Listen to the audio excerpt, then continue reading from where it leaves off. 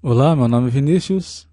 Esse é o 12º vídeo da nossa série sobre teoria de conjuntos e hoje eu vou falar sobre partições.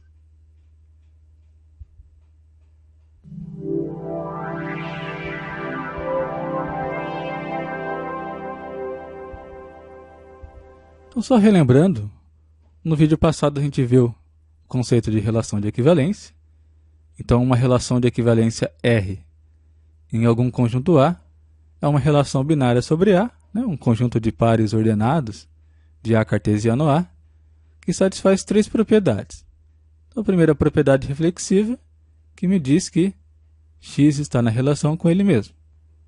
Também tenho a propriedade simétrica, que me diz que x está na relação com y, somente se y está na relação com x.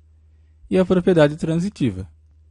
Se x está na relação com y, e esse y, por sua vez, está na relação com z, então x está na relação com z também. A gente viu também o conceito de classe de equivalência. Então, a classe de equivalência de x módulo R é o conjunto daqueles elementos T, tais que x está na relação R com T. Ou seja, é o conjunto de todos os elementos T, tais que o par ordenado xt pertence ao conjunto R. Agora eu vou introduzir um novo conceito, que é o conceito de partição. Então, definição. Uma partição, que eu vou chamar ali de π, de um conjunto A, é um conjunto formado por subconjuntos não vazios de A, que são disjuntos e exaustivos, Ou seja, não existem dois conjuntos em π, na minha partição, que possuam elementos em comum. Então, a gente vai dizer que eles são 2 a 2 disjuntos. A interseção entre eles é vazia. E cada elemento de A pertence a algum conjunto na minha partição. Ou seja, a união dos conjuntos daquela partição é igual ao próprio conjunto A. Então, intuitivamente, uma partição de um conjunto é basicamente uma divisão desse conjunto em subconjuntos, que são 2 a 2 disjuntos, e quando você toma a união deles, você obtém aquele próprio conjunto inicial, que foi da onde a gente fez a divisão. E agora a gente vai ver que existe uma relação entre partição e classes de equivalência. Então, primeiramente, vamos ver esse teorema. Então, seja π uma partição de um conjunto A, e a gente vai definir uma relação R sobre esse conjunto A da seguinte maneira. A gente vai dizer que x está na relação R com y, lembrando que x e y são elementos de A, se e somente se existe um B que pertence ao conjunto π, que é a minha partição, tal que x pertence a B e o y pertence a B. Então, definindo R dessa maneira, a gente tem que R é uma relação de equivalência sobre A. Então, observe o seguinte. Aquela relação R nos diz que, a forma como a gente definiu, a relação R me diz que dois elementos estão na relação se eles pertencem ao mesmo subconjunto. Existe um conjunto B, que pertence àquela minha partição, tais que x e y pertencem a B. Então, esse é basicamente o exemplo que eu dei no vídeo anterior. E observa também que o teorema está dizendo que uma partição induz uma relação de equivalência sobre um conjunto. Então, eu definindo uma partição de um conjunto e estabelecendo uma relação naquele conjunto que vai me dizer que dois elementos estão na relação, se eles pertencem a um mesmo subconjunto daquela partição, então eu tenho uma relação de equivalência. E a demonstração disso segue diretamente de propriedades lógicas. Então, veja, a gente percebe que R é uma relação reflexiva, Porque eu tenho XRX, né? Ou seja, se eu afirmo que x pertence a B e x pertence a B, no fim eu estou afirmando a mesma coisa. Então vale a propriedade reflexiva. Observa também que se eu tenho que x pertence a B e y pertence a B, é a mesma coisa que eu afirmar que y pertence a B e que x pertence a B. Então é só invertir a ordem dessas proposições, né? Eu tenho P e Q, eu inverto, eu tenho Q e P. Então, se x está na relação R com y, y também está na relação R com x. Então, vale a propriedade simétrica. E por último, se x pertence a B e y pertence a B, e depois eu afirmo que y pertence a B e z pertence a B, tem uma sequência de proposições ligadas pelo conectivo e, né? Então, x pertence a B, e y pertence a B, e z pertence a B. Então, x pertence a B e z pertence a B. Então, o que a gente tem equivale também à propriedade transitiva. Então, um exemplo, a gente pode tomar o conjunto A, vai de 1 até 8. Então, eu vou criar uma partição π formada por dois subconjuntos. O primeiro subconjunto vai de 1 até 4 e o segundo subconjunto vai de 5 até 8. Então, veja, não existem dois conjuntos da minha partição π com elementos iguais, né? Então, se eu tomo a interseção desses dois subconjuntos, a interseção é vazia. E a gente nota também que todo elemento daquele conjunto A pertence a algum conjunto da minha partição. Então, se eu tomo a união generalizada de π, né, se eu tomo a união desse subconjunto com esse outro subconjunto, eu obtenho exatamente o próprio conjunto A.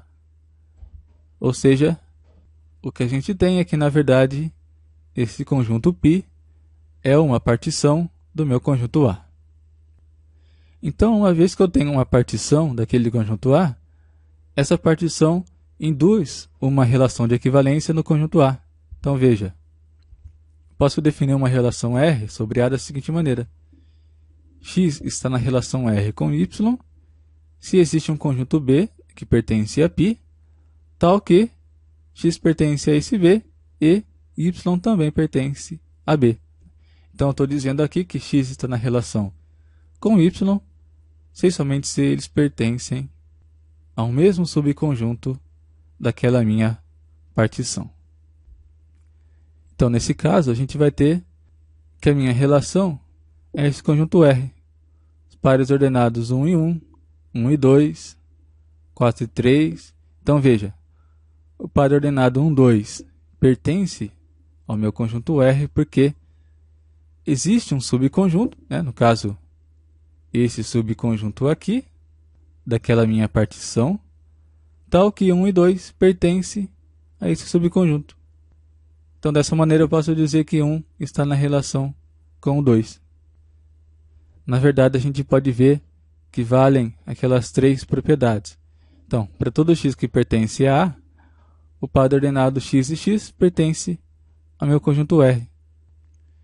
Claro que todo elemento pertence ao mesmo subconjunto que ele mesmo. Da mesma maneira, se o par ordenado xy pertence a R, então o par ordenado yx também pertence a R. E também vale a propriedade transitiva. Então, o que a gente tem é que R é de fato uma relação de equivalência, né? Na verdade, o teorema anterior já tinha demonstrado isso para a gente. Agora, no outro teorema é o que diz o seguinte. A gente vai tomar R uma relação de equivalência sobre A. Então, esse conjunto H, cujos elementos são classes de equivalência, ele é uma partição desse conjunto A.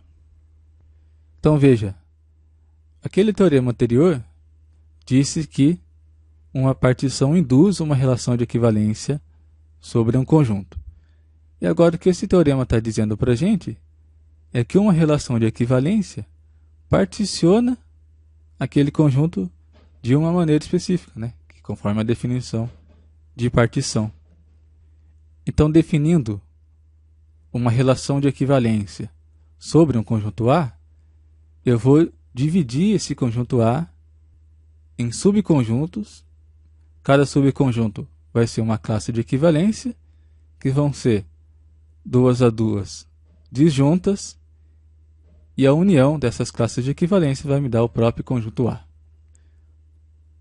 Bom, então vamos dar uma olhada na demonstração desse teorema.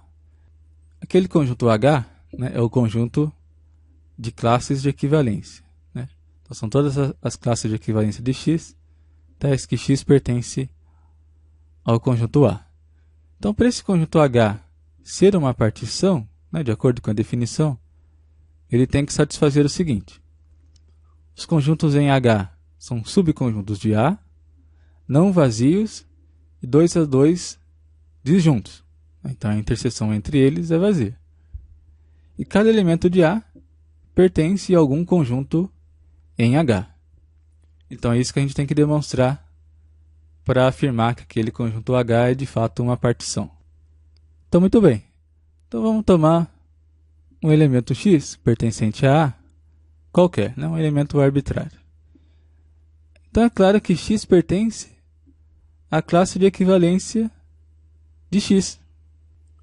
Inclusive no vídeo passado a gente já tinha visto esse argumento. Porque a gente sabe que R é uma relação de equivalência, portanto vale a propriedade reflexiva. Então, tomando qualquer elemento de A, eu sei que ele pertence à classe de equivalência determinada por esse próprio elemento, né? Ou seja, eu sei que as classes de equivalência daquele conjunto H são não vazias, então a gente já mostrou que vale essa propriedade B. Então a gente demonstrou que cada elemento de A pertence a algum conjunto em H. Porque a gente sabe que qualquer elemento que eu tome do conjunto ele vai pertencer à classe de equivalência determinada por esse próprio elemento que eu tomei. Agora é o seguinte, a gente sabe que R é uma relação binária em A, ou seja, R é um subconjunto de A cartesiano A, ou seja, a gente já obtém que as classes são subconjuntos de A. Isso mostra para a gente que a nossa divisão é uma divisão que faz sentido, né? A gente está dividindo realmente o conjunto A. A gente está formando subconjuntos desse conjunto A. Muito bem, então agora a gente vai demonstrar que esses elementos de H são 2 a 2 disjuntos. Então vamos supor que Z, um elemento Z qualquer, pertença a duas classes diferentes, né? Então vamos supor que ele pertence tanto à classe de equivalência de X, quanto à classe de equivalência de Y. Então, pela definição de classe de equivalência, se Z pertence à classe de equivalência de X, então X é RZ, né? X está na relação com Z. E da mesma maneira, se Z pertence à classe de equivalência de Y, Y está na relação com Z. Mas como R é uma relação de equivalência, então, pela propriedade de simetria, eu posso afirmar que Z está na relação com Y. Então, o que a gente já obteve aqui? X está na relação com Z e Z está na relação com Y. Então, o que eu posso usar de propriedade a partir dessas hipóteses? Eu posso usar a propriedade transitiva. Então, se X está na relação com Z e Z está na relação com Y, pela transitividade, X está na relação com Y. E lembra, pelo teorema 1 do vídeo 11, né, que foi o vídeo imediatamente anterior a esse, a gente viu que se X está na relação com Y, sei somente se as classes de equivalência determinadas por X e Y são iguais. Mas isso contraria aquela nossa suposição inicial de que as classes são diferentes, né? A gente supôs que a classe de equivalência de X e Y são diferentes.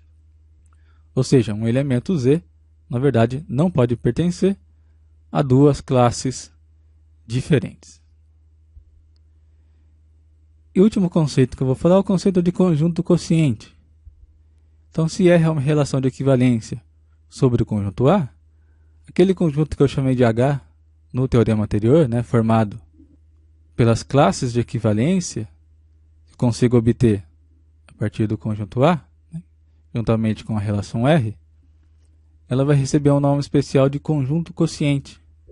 Então a gente vai dizer o seguinte: o conjunto quociente A módulo R é igual ao conjunto das classes de equivalência de X, tais que X pertence ao conjunto A. E a existência desse conjunto quociente está garantida pelo axioma da separação, porque ele é um subconjunto do conjunto das partes da imagem de R. Então, só lembrando, né, esse meu conjunto quociente ele é um conjunto de classes de equivalência. Cada classe de equivalência é um conjunto formado, né, no caso a classe de equivalência de X, por exemplo, é o conjunto formado pelas segundas coordenadas de todos aqueles pares ordenados em que esse meu elemento X é a primeira coordenada. Inclusive, eu até comentei no vídeo anterior que a classe de equivalência de X é um subconjunto da imagem de R, a imagem dessa relação R. Então, como eu estou tomando o conjunto das classes de equivalência, e cada classe de equivalência é um subconjunto da imagem de R, então o que eu estou tomando, na verdade, é um subconjunto do conjunto das partes da imagem de R. Observação final: se eu tomo a união generalizada do conjunto quociente, eu tenho o meu próprio conjunto A que eu tinha no início. Então, por enquanto é isso. Falei um pouco sobre o conceito de partição e mostrei também como que esse conceito está relacionado com classes de equivalência.